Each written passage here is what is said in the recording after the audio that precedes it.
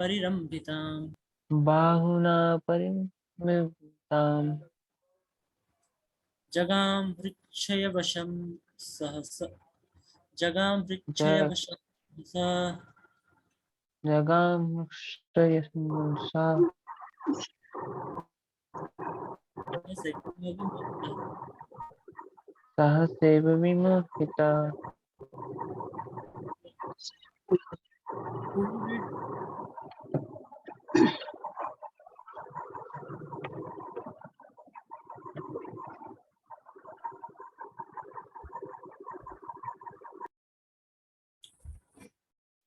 Okay, I don't think the chapter is available.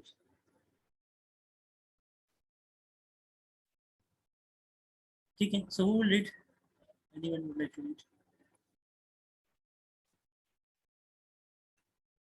ठीक है, बाकी डिवोटीज अपना अपना मेंशन कर दीजिए, पर सबसे पहले कौन पढ़ना चाहेंगे? पढ़ना शुरू कीजिए।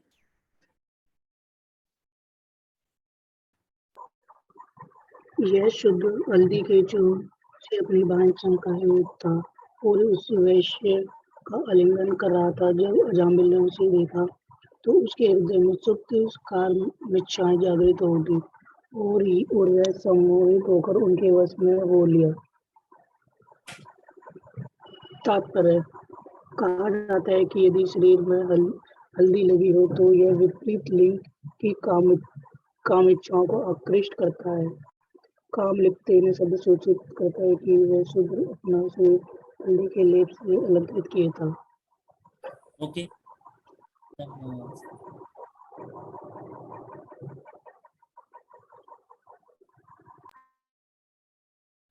ठीक है, थैंक यू अजय।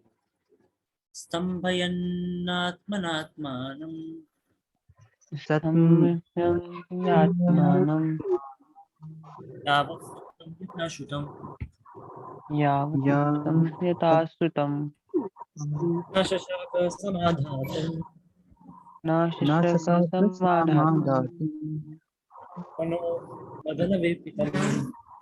मनो मनो मदन्वेति। मदनवेपितम्। ठीक है, पढ़िए। हम पढ़ेंगे।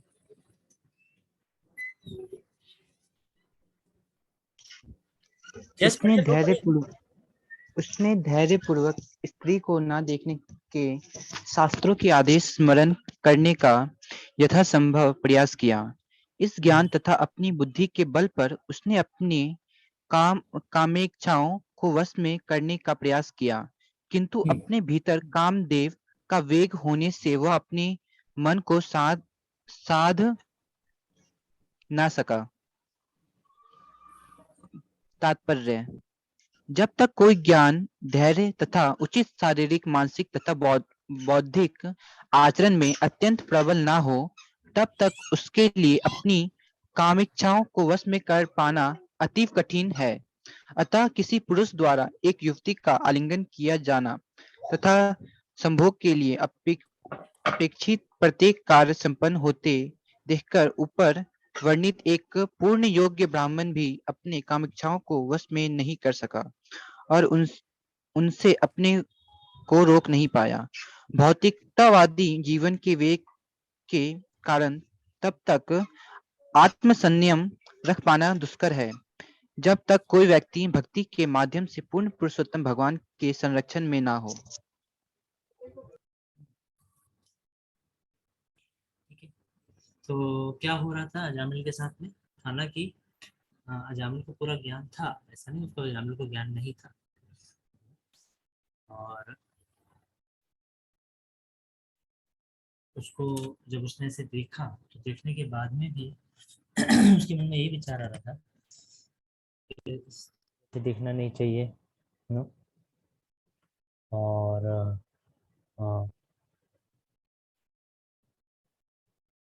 वो स्मरण करने लगा, प्रयास कर रहा था पीछे कि किसी तरीके से उसको याद आए कि शास्त्रों में बताया गया नहीं देखना, तो मैं देख रहा हूँ, मैं गलत कर रहा हूँ। ऐसे में कई विचार आ रहे थे, तो अपनी बुद्धि के बल का प्रयोग किया, ज्ञान का प्रयोग किया, लेकिन वेग इतना ज्यादा था अंदर कि वो अपने मन को ठीक से साध नहीं सका। वो समस्या है।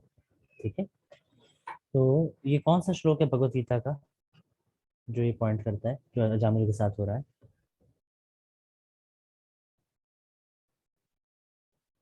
Who will tell?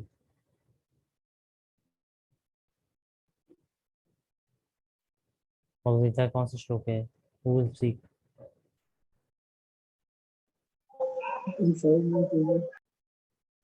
Which one?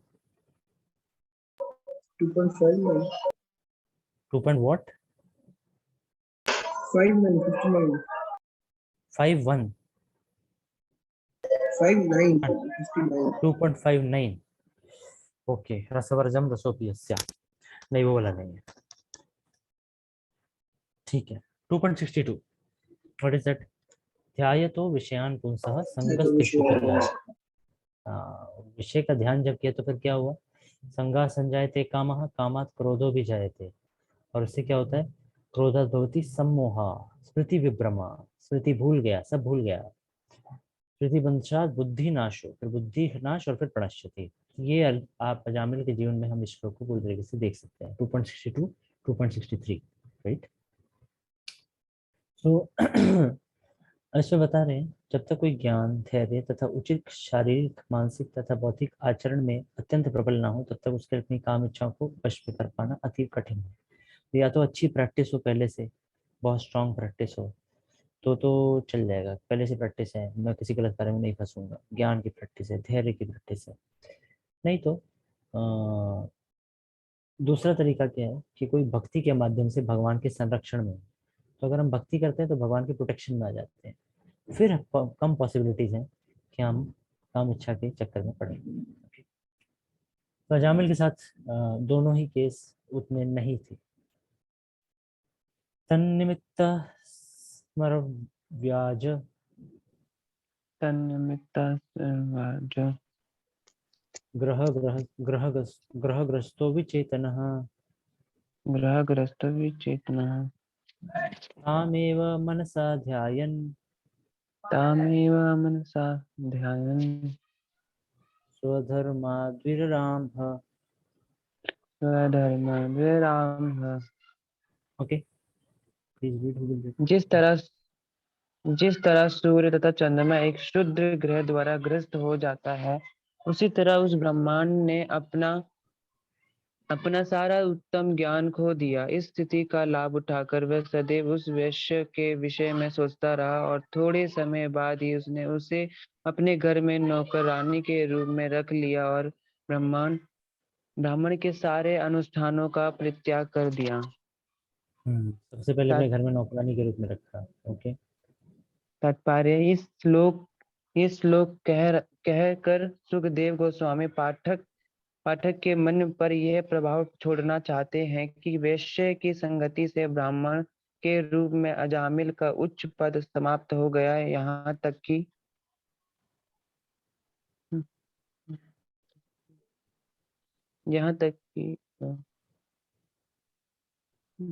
तक कि वह अपने सारे ब्राह्मण कर्म भूल गया, तो भी जीवन के अंत में नारायण नाम के 4 अक्षरों का उच्चारण करने से वह पतित होने के गंभीरतम खतरे से बचा लिया गया। स्वल्पाम्पाम्पयस्य धर्मस्य त्रायते महतो भयाता। थोड़ी सी भी भक्ति मनुष्य को बड़े से बड़े खतरे से बचा सकती है। भागवतम की कीर्तन भगवान नाम के कीर्तन करने से प्रारंभ होने वाली भक्ति इतनी बलशाली होती है कि यदि कोई यौन में लिप्त हो जाने के कारण ब्राह्मण के उच्च पद से नीचे गिरता भी है, तो वह सारी विपत्तियों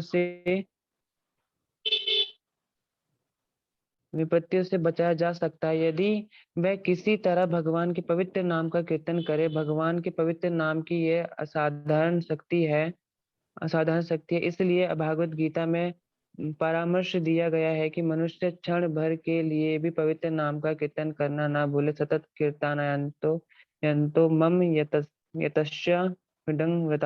इस भौतिक जगत में अनेक खतरे हैं जिससे मनुष्य किसी भी सच्चे समय उच्च पद से नीचे गिर सकता है। फिर भी यदि कोई हरे कृष्ण महामंत्र के कीर्तन द्वारा अपने को सदैव शुद्ध तथा स्थिर रखता है, तो वह निस्संदेह सुरक्षित रहेगा।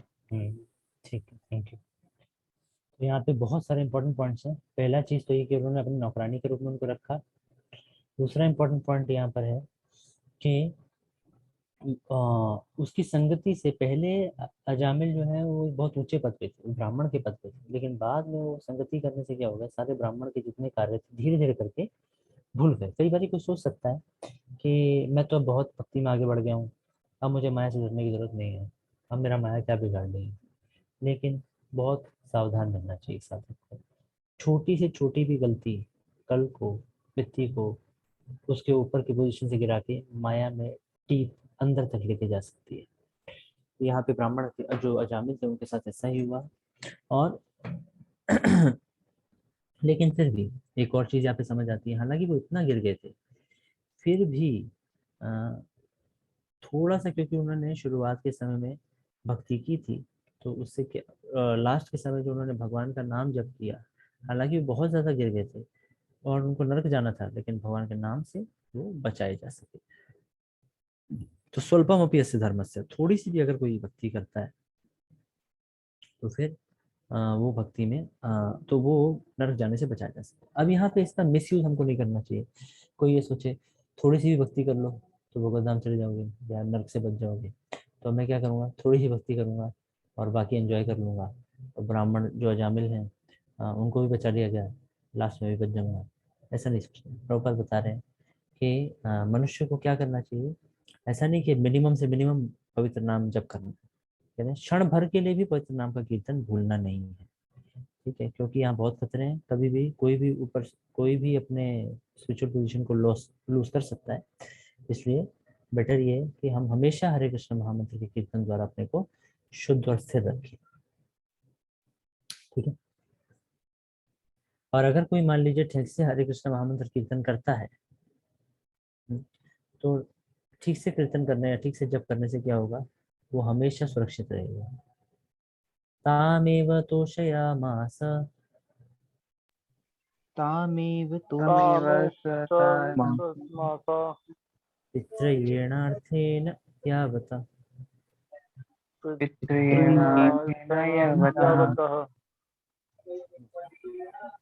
ग्रामीरमनोरमयि कामे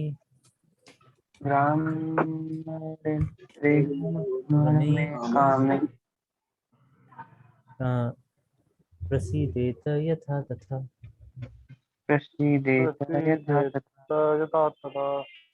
पढ़िए। इस तरह अजामिल इस तरह पिता इस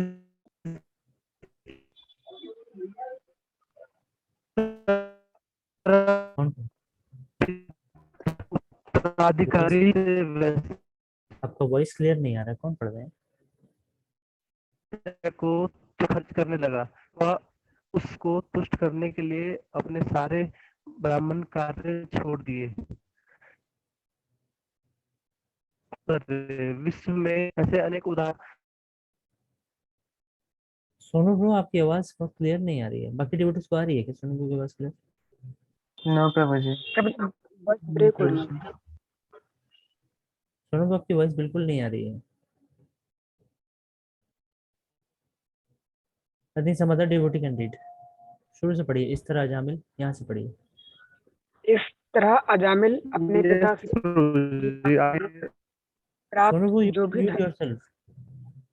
उसे अपने विविध उपहारों द्वारा वेश्या को तुष्ट करने में खर्च करने लगा, जिससे वह उसे प्रसन्न बनी रहे।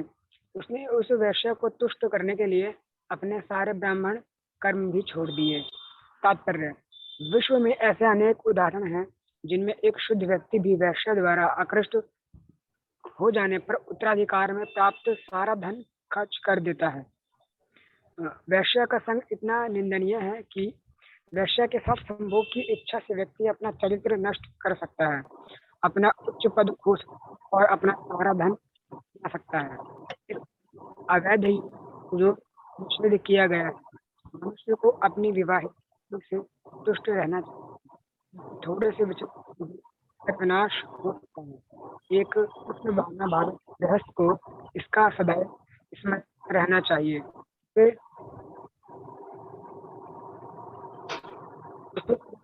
पत्नी से सदैव तुष्ट रहना चाहिए और केवल हरे कृष्ण महामंत्र का कीर्तन करके शांत रहना चाहिए, अन्यथा किसी भी क्षण वह अपने उत्तम पद से नीचे गिर सकता है। इसका जीवंत उदाहरण अजामिल है। Fall down can happen at any point of time, किसी भी समय फॉल डाउन हो सकता है, इसलिए केयरफुल रहना चाहिए। यहाँ पे ये पॉइंट बताया गया है, ठीक है। और खासकर वैश्य का संग तो बहुत ही निंदनीय है, इससे क्या होगा, सारा चरित्र नाश हो जाएगा। बहुत सारे एग्जाम्पल्स हैं जब लोग अपना सारा धन केवल एक वैश्य को संतुष्ट करने के लिए खर्च करते। Okay good. विप्राम स्वभार्याम प्रौढ़ाम विप्रान्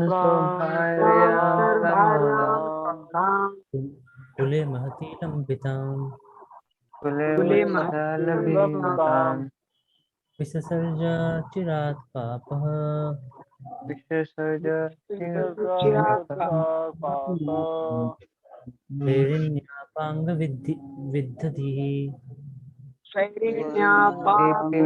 पापंग विद्यते। क्योंकि उसकी बुद्धि वैश्य के कामपूर्ण चितवन से बंध चुकी थी, अतः शिकार हुआ ब्राह्मण अजामिल उसकी संगति में पाप कर्म करने लगा। उसने अपनी अति सुंदर तरुण पत्नी तक का साथ छोड़ दिया था, जो अति सम्मानित ब्राह्मण कुल से आई थी। तात्पर्य, और प्रथा के अनुसार हर व्यक्ति को अपने पिता का अधिकार पाने का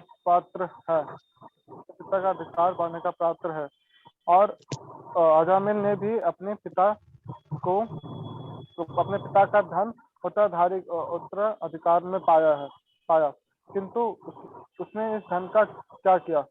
उसने इस धन कृष्ण की सेवा में न लगा के वैष्णव की सेवा में लगा दिया, अतः उसकी निंदा हुई और वह यमराज द्वारा दंडनीय हुआ। ये सब कैसे हुआ? वह एक वैश्य की घातक कामयुक्त चितवन का शिकार हो गया। ठीक है, ठीक है।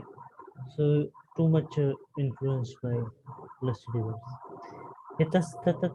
इतस्ततश्चोपनिन्ये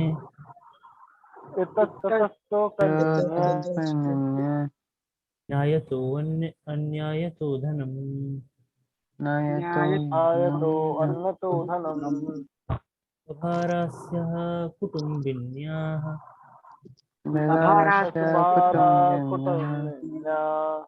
कुटुम्बं मन्दधीरयम्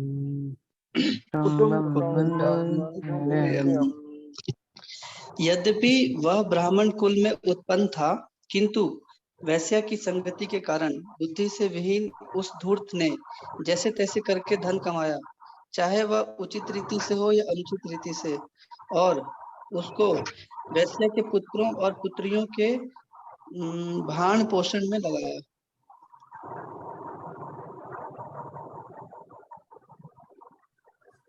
तो बहुत ही गलत तरीके से हो चाहे सही तरीके से, कैसे भी करके तो पैसा लाना है, बस वैसा हाल हो गया उनका अजामिल का, राइट? ठीक।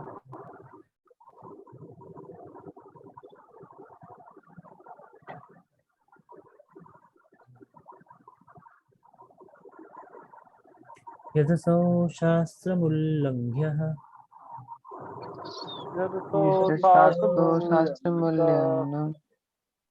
स्वैर्चार्यतिगर्हितः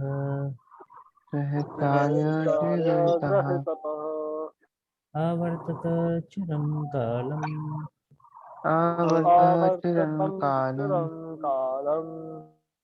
अघायुरशुचिरमलात्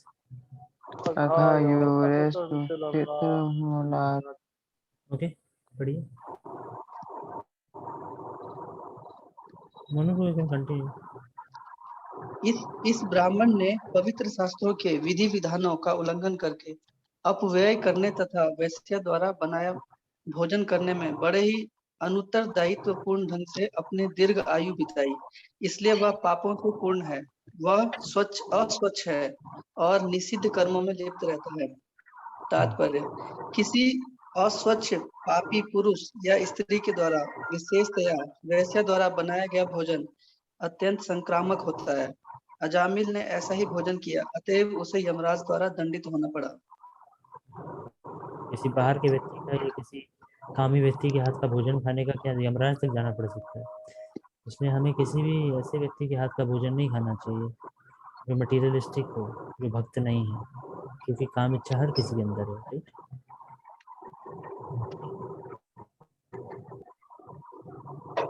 तत एनम दंडपाणे तत एनम दंडपाणि प्रकाशम ऋतुपूर्वशम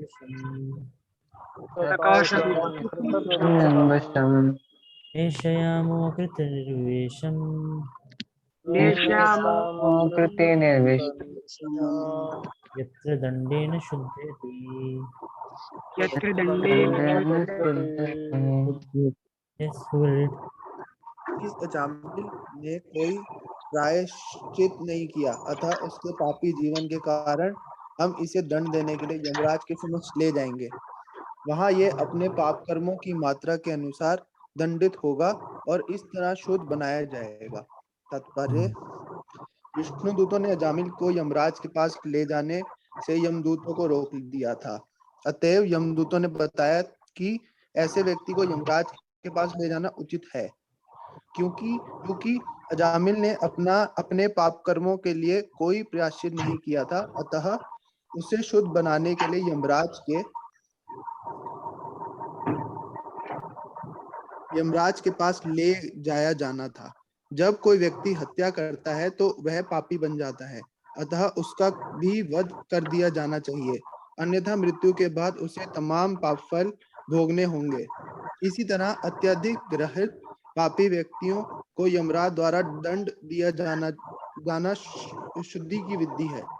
अतएव यमदूतों ने विष्णु दूतों से अनुनय विनय की कि वे अजामिल को यमराज के पास ले जाने से ना रोके।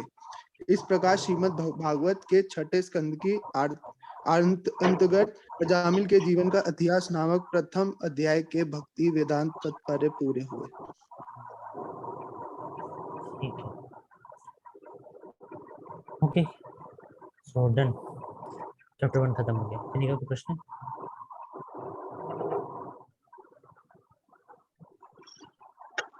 Okay, no questions. So we thank you so much for completing this chapter 1 with us, and we'll be beginning with chapter number 2 next time when we have class. And what we are going to do is now, एक ही minute बचा है, within this 1 minute I'll make a few announcements. So one thing, जैसे यहाँ